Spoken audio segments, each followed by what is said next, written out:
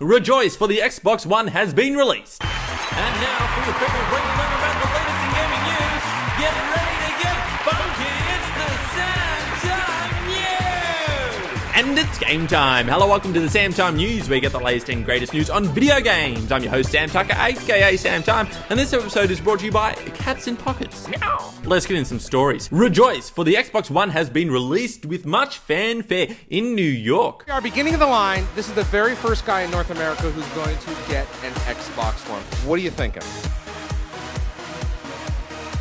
There were fancy Forza cars making their way through the city, as well as a horde of zombies lurking around. Now, while most of these zombies seem pretty malevolent and brain-thirsty, this one zombie looks a little out of place. Oh, where am I? What year is it?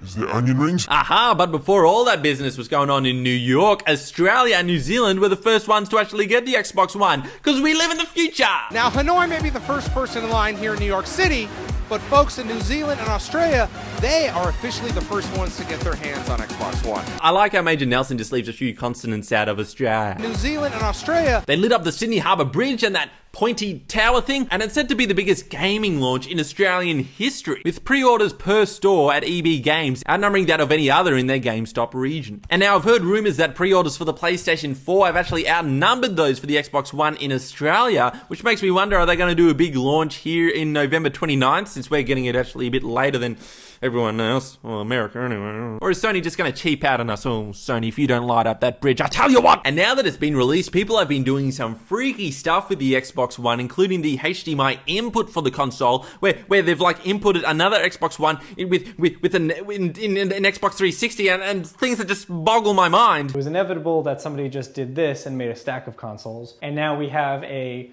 Xbox and an Xbox and an Xbox. And we have Saints Row 4 in there. And you can also, for no particular reason, input your Wii U into the Xbox One or the PlayStation 4 into the Xbox One. Yes, it's pretty crazy, almost as crazy as this video. Did you know you were watching a SAMTIME within a SAMTIME within a SAMTIME within an exhibit within a SAMTIME? Oh, now not having the funds myself to buy my own Xbox One, there are some things that I did not exactly know about, in that the Xbox One actually has a power brick. I mean, if PlayStation can sort out their power consumption in that sleek design, why can't Xbox fit the frickin' power brick into their behemoth? But I've also only just discovered the melodic dynamite that happens when you turn the console on.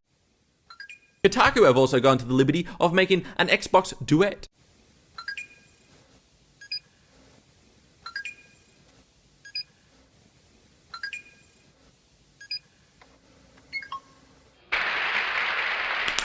And now for the symphony of the PlayStation.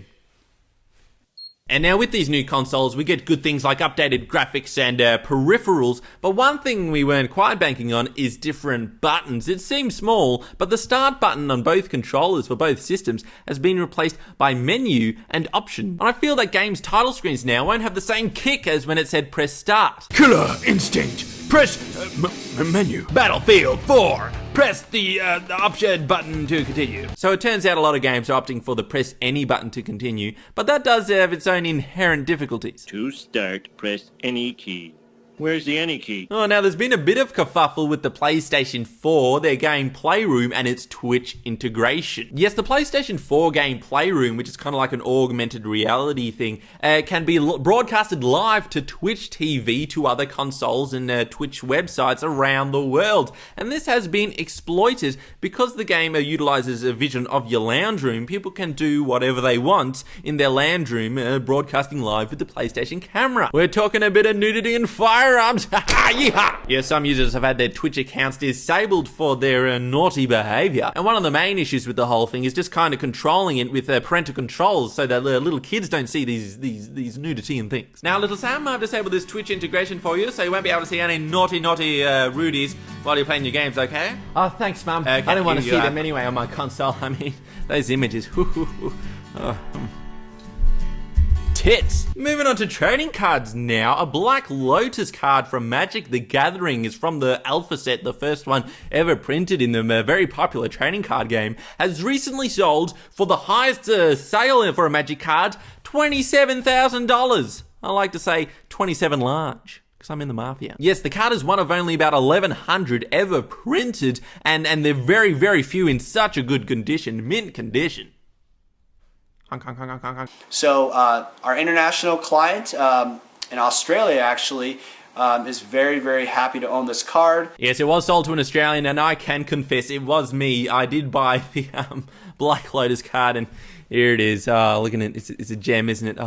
It's a bit thicker than I thought, but hey, I'll have fun with that. And it is also a big step up for the seller graded Magic cards because last year they were doing some human trafficking. Last year we sold Udo, our friend from South Africa. Now finally, I just want to say Disney is getting pretty good at rendering snow in computers now. Oh, it's beautiful. I mean, I don't live in an area where it snows, so I don't really know what snow looks like.